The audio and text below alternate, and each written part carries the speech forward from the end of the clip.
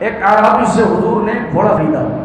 اب گھوڑا خرید لیا، اور جب حضور نے گھوڑا خریدا نا تو نہ کوئی گواہ تھا نہ کوئی دیکھنے والا تھا، بس یہ دو بندوں میں بات چیت تھی کہ گھوڑا خریدا گیا ہے. وہ اعرابی، اس کی نیت بدل گئی اور بے اور شرا ہو گئی، بات چیت ہو گئی، خرید و فروخت ہو گئی، بس پیمنٹ کرنا باقی ہے. اس اعرابی کی نیت بدل گئی، انکار کر دیا اور کہا اے محمد صلی اللہ علیہ وآلہ وسلم میں یہ گھوڑا تمہیں نہیں بھیجتا. اب صحابہ کا مجمع لگا، لوگ آئے اور اسے ملامت کرنے لگے، ارے تو کیسا بدبخت ہے، پہلے تو سودا کرتا ہے پھر انکار کرتا ہے. کہا گواہ لاؤ کہ انہوں نے مجھ سے سودا کیا ہے.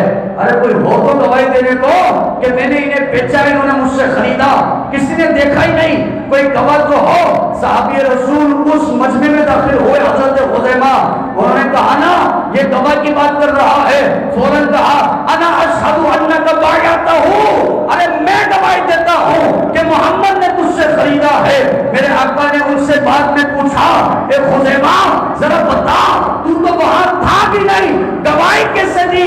کہا حضور جب آپ کی زبان پر اللہ کو مان لیا ہے تو اس بات کو ماننا کون سی بڑی بات ہے. رب کو کس کی زبان پر مانا ہے؟ آپ کی زبان پر مانا ہے. زمین اور آسمان کی خبروں کو کس کی زبان پر مانا ہے؟ آپ کی زبان پر مانا ہے. جب اس زبان کی تصدیق ہم نے اس مقام پر کرنی ہے تو جہاں تصدیق کرنا کون سی بات ہے؟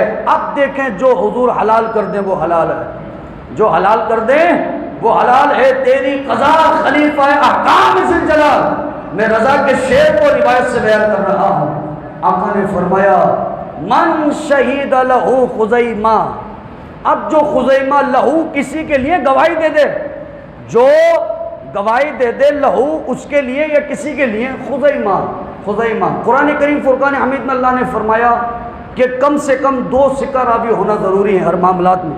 2 ثقہ راوی ہونا، فاسق نہیں فاجر نہیں، ثقہ، معتبر ہو معتمد ہو مستند ہو.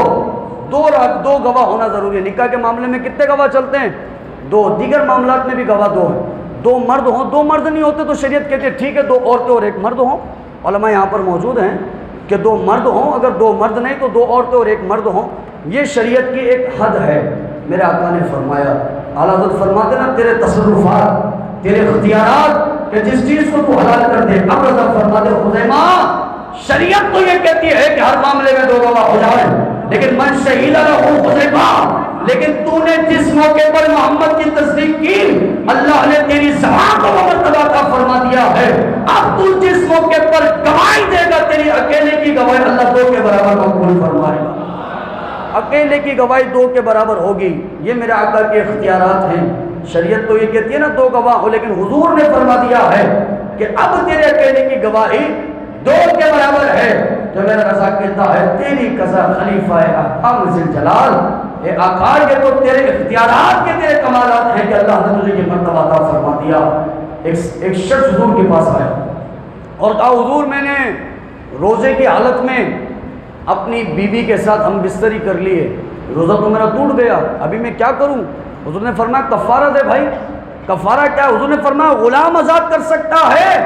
کہا حضور غریب آدمی غلام کے پیسے نہیں ہیں، ابھی غلام خرید کے کہاں سے بات کروں، کوئی غلام بھی نہیں. آقا نے فرمایا ٹھیک ہے بتاؤ 2 مہینے کے روزے نان اسٹاپ لگاتار رکھ سکتا ہے؟ کہا حضور نہیں رکھ سکتا، اتنی طاقت نہیں ہے جسم میں کہ 2 مہینے کے روزے لگاتار رکھوں. اتنے میں کچھ کھجوریں حضور کے پاس آ گئی. میرا آقا کریم صلی اللہ تعالیٰ علیہ وآلہ وسلم نے اس شخص سے کہا جا اور ان کھجوروں کو جا کے صدقہ کر، ہم کہتے ہیں یہی تیرا روزے کا کفارہ ہے. وہ بندہ کہنے لگا حضور مجھ سے بڑا تو غریب ہی کوئی نہیں. فضحک النبی صلی اللہ علیہ وآلہ وسلم، آقا کا اتنا سننا حضور مسکرا دیے اور فرمایا تو پھر ایک کام کر، ان کھجوروں کو اٹھا اپنے گھر والوں کو کھلا، ہم کہتے ہیں یہی تیرا روزے کا کفارہ شمار ہو چکا. تو میرے رضا نے کہا تیری قضا خلیفہ احکام ذی الجلال، اے محبوب اللہ نے تجھے یہ اختیارات عطا فرمائے ہیں. کفارہ کیا تھا کہ غلام آزاد کرتا، کفارہ کیا تھا کہ 2 ماہ کے 9 اسبوع روزے رکھتا، لیکن حضور نے فرمایا جا تو یہ کھجوریں گھر والوں کو کھلا، ہم کہتے ہیں یہی تیرا روزے کا کفارہ ہے. تو میرا رضا کہتا ہے یہ اختیارات مصطفیٰ ہیں. حضرت برہ بن عازب ایک دن کھڑے ہوئے فرمایا نہا رسول اللہ صلی اللہ تعالیٰ علیہ وآلہ وسلم، نہا رسول اللہ صلی اللہ تعالیٰ علیہ وآلہ وسلم، حضور نے منع فرمایا بھائی کس چیز سے؟ ان خاتم الذہبی، ذہب کہتے ہیں سونے کو، اور راوی بیان کر رہے ہیں حضرت برا بن عازب۔ اور یاد رکھیے گا اصول حدیث کا ایک اصول ہے کہ راوی کا قول کچھ اور ہو، اس کا فعل کچھ اور ہو تو حدیث میں تھوڑا سا کمزوری آ جایا کرتی ہے، کہ قول تو اس کا صحیح ہے لیکن اسی قول پر اس کا عمل نہیں ہے یا عمل اس کے خلاف ہے، تو حدیث میں تھوڑی سی کمزوری آ جاتی ہے اس کو اپنانے کے اندر، اس کو آگے پہنچانے میں۔ روایت کر رہے ہیں حضرت برا بن عازب کہ بھائی میں نے حضور سے سنا ہے۔ صحابہ نے کہا کیا سنا؟ کہا نہا رسول اللہ صلی اللہ علیہ وآلہ وسلم ان خاتم الذہبی، حضور نے سونے کی انگوٹھی پہننے سے منع فرمایا ہے مرد کو۔ کہا میں نے حضور سے سنا ہے، نہا حضور نے منع فرمایا۔ صحابہ فرماتے کمال تو یہ ہے جو منع کر رہا ہے اس کی انگلی میں خود سونے کی انگوٹھی ہے۔ برا ابن عازب منع کر رہے ہیں لیکن خود کی انگلی میں سونے کی انگوٹھی ہے۔ تو اب صحابہ کے حضور یہ کیا ماجرا ہے؟ حدیث بھی سناتے ہو، سونے کی انگوٹھی پہننے سے منع بھی کرتے ہو کہ آقا نے منع فرمایا ہے اور خود کے ہاتھ میں سونے کی انگوٹھی ہے۔ حضرت برا بن عازب فرماتے ہیں ذرا مجھ سے ایک مرتبہ پوچھ تو لیتے معاملہ کیا ہے؟ معاملہ یہ ہے ایک مرتبہ مال غنیمت حضور کے پاس آیا، آقا نے اس مال میں سے صحابہ کو تقسیم کیا، تمام صحابہ میں مال تقسیم ہو گیا، برا بن عازب رہ گیا۔ میرے آقا نے اپنے سر کو اٹھایا، صحابہ کی طرف دیکھا، پھر نگاہوں کو نیچے کیا، پھر سر کو اٹھایا، پھر میری طرف دیکھا اور فرمایا اے برا میرے قریب آ جا۔ میں قریب آیا، آقا نے فرمایا کیا تجھے مال غنیمت سے کچھ ملا؟ کہا لا یا رسول اللہ مجھے نہیں ملا ہے۔ میرے آقا نے فرمایا یہ سونے کی انگوٹھی ہے، اسے پہن لے، سمجھ اللہ اور اس رسول نے تجھ پر حلال کر دیا ہے، اللہ اور رسول نے تجھ پر حلال کر دیا، پہن لے اس سونے کی انگوٹھی کو۔ اور برا بن عازب فرماتے جب اللہ کے رسول نے منع نہیں کیا ہے تو دنیا میں کوئی شخص مجھ پر اعتراض نہیں کر سکتا ہے، کوئی سوال نہیں کر سکتا ہے، لیکن یہ صرف میرے لیے ہے، باقی لوگوں کے لیے حضور نے نہا رسول اللہ منع فرما دیا، انکار فرما دیا ہے۔ تو میرے رضا نے کہا تیری قضا خلیفہ احکام ذوالجلال، تیری رضا، تیری خواہش، تجھے راضی کرنا، تجھ سے محبت کرنا، تیری اتباع کرنا، تیری پیروی کرنا، حلیف کی مدد دیتی ہے۔ کس چیز میں مدد دیتی ہے؟ یہ اللہ کو راضی کرنے میں مدد دیتی ہے۔ اللہ راضی ہو جاتا ہے جس سے تو راضی ہو جائے، اللہ تبارک و تعالیٰ تجھ سے محبت کرتا ہے جو تجھ سے محبت کر رہا ہو، اللہ اس کے ذکر کو بلند کرتا ہے جو تیرے ذکر کو بلند کر رہا ہو، جو ورفعنا لک ذکر کی آیت کا ڈنکا گلی گلی بجا رہا ہو، اس کے مفہوم کو منبر و محراب سے بلند کر رہا ہو۔ اور قربان میرے رضا نے تو کمال کر دیا، جہاں حضور کے نور کی باری آئی نا، رضا نے کہا اور تو بدبخت ہے جو حضور کو نور نہیں مانتا، ہم سے پوچھنا، ہم کہیں آقا آپ نہیں، تیری نسل پاک میں ہے بچہ نور کا، حسن ہو وہ بھی نوری ہے، حسین ہو وہ بھی نوری ہے، جعفر صادق ہو وہ بھی نوری ہے، امام باقر ہو وہ بھی نوری ہے، تیری نسل پاک میں ہے بچہ نور کا، امام زین العابدین ہو وہ بھی نوری ہے، امام علی اصغر ہو وہ بھی نوری ہے، امام علی اکبر ہو وہ بھی نوری ہے، کیونکہ تو ہے عین نور، تیرا سب گھرانہ نور کا۔ اور جہاں حضور کی علمیت کا انکار کیا تو میرے امام اہل سنت نے ارشاد فرمایا اور کوئی غیب کیا تم سے نہاں ہو بھلا، جب نہ خدا ہی چھپا تم پہ کروڑوں درود، او بدبختو اتنا سمجھ نہیں آتا کہ معراج کی رات جاگتی آنکھوں سے اللہ کو دیکھ لیا ہے، جس نے اللہ کو دیکھ لیا ہے پھر اسے کچھ دیکھنے کی ضرورت نہیں ہے، سارا علم اللہ نے اس پر آشنا فرما دیا ہے، واضح فرما دیا ہے، اظہار فرما دیا ہے، ظاہر فرما دیا ہے۔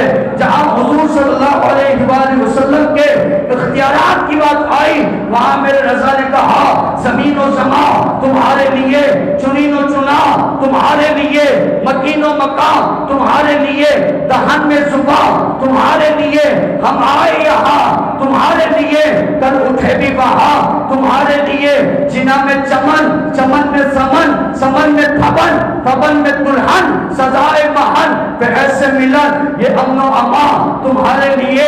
جہاں حضور کے بارے میں یہ کہا جانے لگا کہ ماذ اللہ ثم ماذ اللہ، ارے ان کی عزت صرف بڑے بھائی جتنی کرنی ہے، وہاں میرے رضا نے کہا او بدبخت خاموش ہو، عرش حق ہے مسند رفعت رسول اللہ کی دیکھنی ہے، حشر میں عزت رسول اللہ کی، لا برب العرش جس کو جو ملا ان سے ملا، تو کہے وہ دے نہیں سکتے، رضا کہے خدا کی قسم جو ملا ان سے ملا، بٹتی ہے کونین میں نعمت رسول اللہ کی، تجھ سے اور جنت سے کیا مطلب ہے نہ جتنی دور ہو، ہاں ہم رسول اللہ کے جنت رسول اللہ۔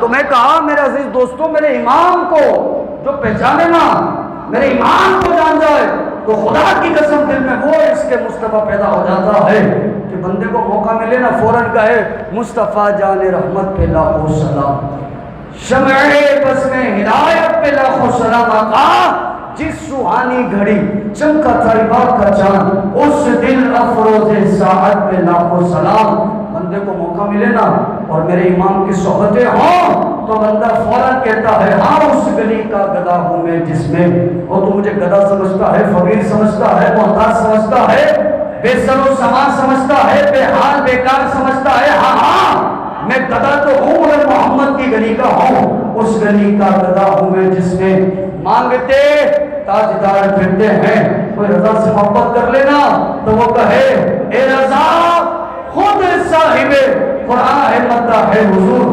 دیکھتے نہیں قرآن میں کبھی اللہ حضور کی تعریف بیان کرتے ہوئے فرماتا یا ایھا المزمل، کبھی فرماتا یا ایھا المدثر، کبھی فرماتا وما ارسلناک الا رحمۃ للعالمین، کبھی فرماتا وما ارسلناک الا کافۃ للناس، کبھی فرماتا ہے ورفعنا لک ذکرک، کبھی فرماتا ولو انہم اذ ظلموا انفسهم جاءوک فاستغفروا اللہ واستغفر لهم الرسول لوجدوا اللہ توابا رحیما، کبھی اللہ فرماتا لتؤمنوا باللہ ورسولہ وتعزروہ وتوقروہ، کبھی اللہ فرماتا ہے انا اعطیناک الکوثر فصل لربک وانحر ان شانئک هو الابتر۔ رضا نے فرمایا اے رضا خود صاحب قرآن مدہ ہے حضور، تجھ سے کب ممکن ہے پھر بدعت رسول اللہ۔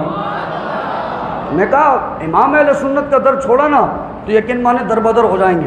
اگر امام اہل سنت کے عقائد سے منہ پھیرا، امام اہل سنت کے نظریات سے منہ پھیرا، امام اہل سنت نے اپنے نظریات میں بالکل واضح کر دیا ہے کہ بھائی حضور سے بھی محبت کرنی، حضور کے حال سے بھی محبت کرنی، حضور کے اصحاب سے بھی محبت کرنی۔ آپ جہاں ڈاماڈول ہوئے، آپ نے جہاں پر جا کے ذرا سا اپنے آپ کو ہلکا کیا اور ذرا سے آپ ان بدبخت اور گمراہ لوگوں کی صحبت آپ نے اختیار کی کہ جو اعلیٰ حضرت امام اہل سنت کے نظریات کی مخالفت کرتے ہیں، تو یاد رکھیے گا دونوں جہاں میں بربادی ہے۔ اگر آپ ان لوگوں میں شامل ہو گئے کہ جو نظریات امام اہل سنت کی مخالف ہیں اور اعلیٰ حضرت امام اہل سنت نے جن عقائد کو اپنی کتابوں کے اپنے اشعار کے ذریعے بیان کر دیا ہے وہ ان اشعار کی صراحتاً اختلاف کرتے ہیں، اور معاذ اللہ ثم معاذ اللہ کبھی کسی صحابی کی شان میں گستاخی کرتے تھے، کبھی اہل بیت اطہار کی شان میں گستاخی کرتے تھے، کبھی امہات المؤمنین کی شان میں گستاخی کرتے تھے، تو یاد رکھنا وہ پھر بندہ راہ نجات پر نہیں آ سکتا۔ کامن سی بات ہے، بالکل عام سی بات ہے کہ اعلیٰ حضرت امام اہل سنت نے ایک بالکل آسان اور عام سا عقیدہ دے دیا کہ بھائی سب سے محبت کرنی ہے، سب کے عقیدوں کو، سب کے مقام و مرتبے کو جیسا جس کا مقام ہے اس حساب سے بیان کرنا ہے، جیسے جس کی تعظیم ہے، جیسا جس کا مرتبہ ہے اسی تعظیم کو ملحوظ خاطر رکھتے ہوئے بیان کرنا ہے، انہی عظمتوں کو ملحوظ خاطر رکھتے ہوئے بیان کرنا ہے۔ اور اگر کوئی ان کے عقائد سے پھر گیا، اس کے نظریات کی مخالفت میں آ گیا، امام اہل سنت الشاہ امام احمد رضا اپنے آپ کو پہلے وہ اعلیٰ حضرت کا دیوانہ کہتا رہا اور بعد میں جا کر وہ ان لوگوں میں بیٹھ گیا کہ جو معاذ اللہ ثم معاذ اللہ امام اہل سنت کی بھی مخالفت کرتے ہیں، صحابہ کی بھی مخالفت کرتے ہیں، اہل بیت کی بھی مخالفت کرتے ہیں، یا پھر اہل بیت کی محبت میں اتنی شدت اختیار کرتے ہیں کہ صحابی کو گالی دیتے ہیں، یا صحابہ کی محبت میں اتنی شدت اختیار کرتے ہیں کہ اہل بیت کو گالی دیتے ہیں۔ تو یاد رکھیے گا بندہ پھر راہ نجات پر نہیں آ سکتا۔ خدا را خدا آپ جس راہ پر چل رہے ہیں آپ کو پتہ ہے کہ یار میں انہی نظریات پر ہوں، جو نظریات مجھے اشعار کے ذریعے آج بیان کیے گئے ہیں، جو نظریات مجھے اعلیٰ حضرت امام علیہ سنت نے اپنے شعر کے ذریعے بیان کر دے، میں انہی نظریات پہ قائم ہوں۔ آقا کریم صلی اللہ علیہ وسلم کے بارے میں میرا یہی عقیدہ، صحابہ اہل بیت کے بارے میں میرا یہی عقیدہ ہے۔ تو اللہ کے لیے اللہ کو سجدہ شکر ادا کیجیے کہ مولا تیرا کرم ہے کہ تو نے مجھے گمراہیت کے راستے پہ نہیں چلا رکھا، میں ہدایت کے راستے پہ چل رہا ہوں، تیرا کرم ہے۔ اور خدا کی قسم ایک جملہ زبان پر ہو، ہر ایک کی زبان پر ہو، اور وہ جملہ کیا ہے؟ امام اہل سنت اشاعرہ امام حضرت احمد رضا فرماتے ہیں کہ اصل محبت تو تب پیدا ہونا جب تیری زبان پر یہ ہو کہ تو زندہ ہے واللہ، تو زندہ ہے واللہ، ہر زبان کہے تو زندہ ہے واللہ، تو زندہ ہے واللہ، تو زندہ ہے واللہ، تو زندہ ہے واللہ۔ میرے چشم عالم سے چھپ جانے والے، اور میرے امام نے کہا او بھائی برسر ممبر یہ بات کہا کرو، گھبرانا نہیں، انہیں جانا انہیں مانا نہ رکھا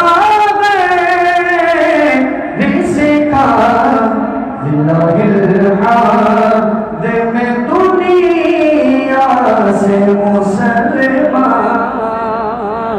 لے گیا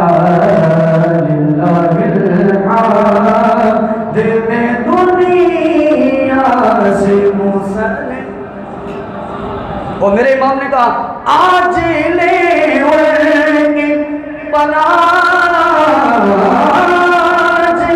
مدد ان سے نمانے یہ گیا مت میں اگر مان گیا